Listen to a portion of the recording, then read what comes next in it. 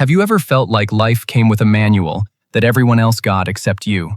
Like there's a secret language of human behavior happening all around you, and somehow you're just a little out of sync.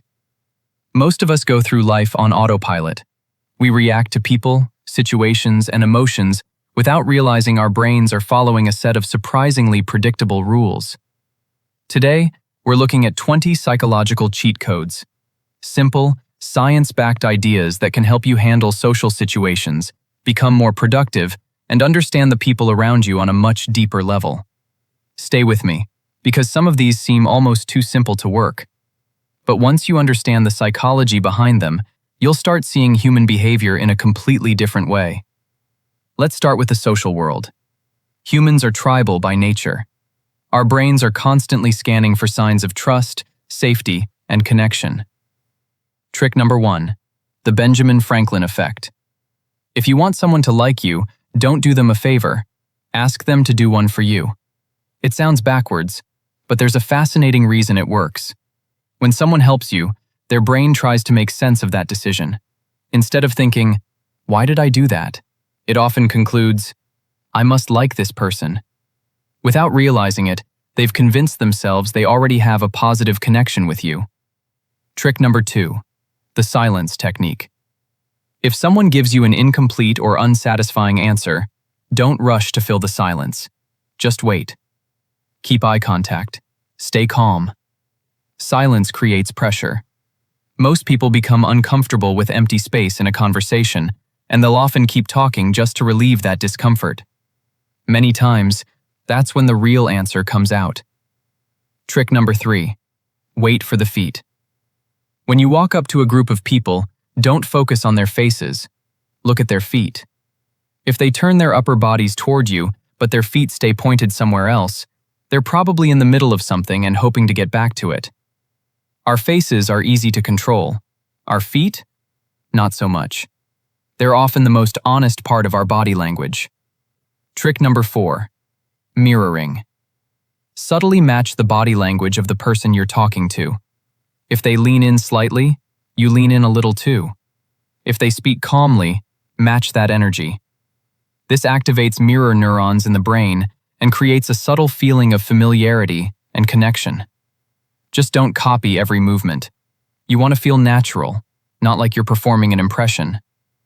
Trick number 5, the nodding technique. When you're making an important point, nod gently as you speak. People are incredibly sensitive to social cues. That small movement acts like a suggestion, encouraging agreement without anyone consciously noticing it. Trick number 6, the snack trick. If you're expecting someone to be confrontational, try eating something while you're talking with them. It sounds strange, but there's a deep evolutionary reason behind it. Our brains associate eating with safety. When someone sees another person calmly eating, it sends a subtle signal that there's no immediate danger. That can make it surprisingly difficult to stay highly aggressive. Trick number 7, the choice of 2. When you need someone to do something, don't ask whether they'll do it. Instead, offer 2 choices that both lead to the outcome you want. For example, instead of asking, "Can you send the report?" ask, "Would you rather send it this afternoon or tomorrow morning?" People feel like they're making a decision, even though both options accomplish the same goal. Now let's turn inward. How can you use these little glitches in the human operating system to help yourself? Trick number 8, the Zeigarnik effect. Having trouble starting a big project? Don't commit to finishing it. Commit to 5 minutes. That's it. Once you've started, your brain dislikes leaving the task unfinished. That mental tension makes it much easier to keep going. Most of the battle isn't doing the work. It's getting past the starting line. Trick number 9, the 5-second rule. Whenever you feel the urge to act on an important goal, count backward. 5, 4, 3, 2, 1. Go. There's a tiny gap between having an idea and letting fear talk you out of it. Counting backward shifts your attention away from emotional hesitation and toward deliberate action. Sometimes that's all you need to build momentum. Trick number 10, the spotlight effect. The next time you embarrass yourself, remember something important. Almost nobody is paying as much attention to you as you think they are. We're all the main character in our own minds. That makes us dramatically overestimate how much everyone else notices our mistakes. The reality is, most people are too busy worrying about themselves. Trick number 11, the pratfall effect.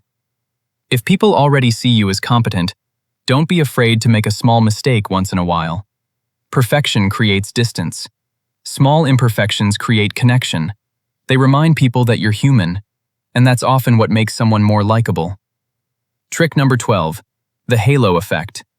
If you want people to see you as capable, focus on one highly visible positive trait. Maybe you always show up on time. Maybe you dress neatly. Maybe you're consistently prepared. The brain loves shortcuts. When it notices one strong positive quality, it often assumes there are many others hiding underneath. Trick number 13, anchoring. During a negotiation, try to be the first person to mention a number.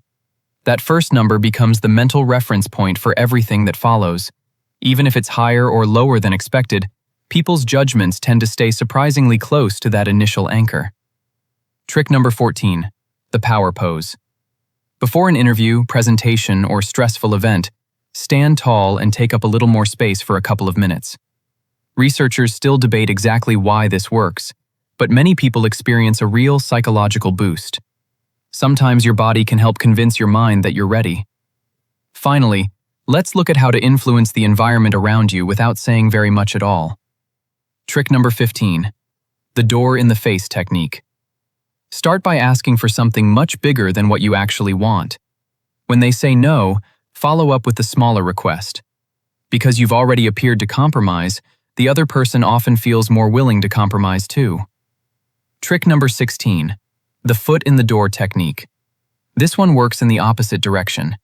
Ask for a very small favor first. Once someone has agreed to help, they begin seeing themselves as the kind of person who says yes. That makes it easier for them to agree again later. Trick number 17, social proof. If you want people to try something, let them know other people are already doing it. We naturally look to the group when deciding what's safe, normal, or valuable. It's one reason laugh tracks exist. Your brain hears other people laughing and becomes more ready to laugh too. Trick number 18, priming. Introduce an idea before you actually need it. Our brains constantly make associations.